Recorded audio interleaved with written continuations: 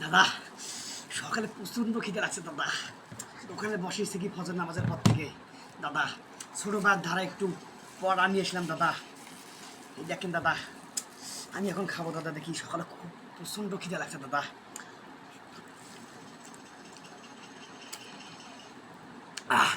সেই স্বাদ দাদা, এত স্বাদ কেন দাদা।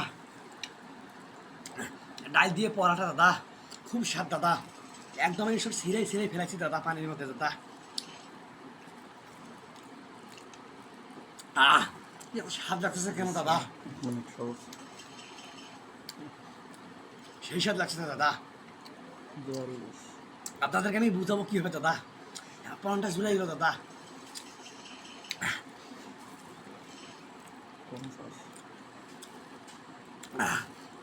দাদা এত স্বাদ দাদা,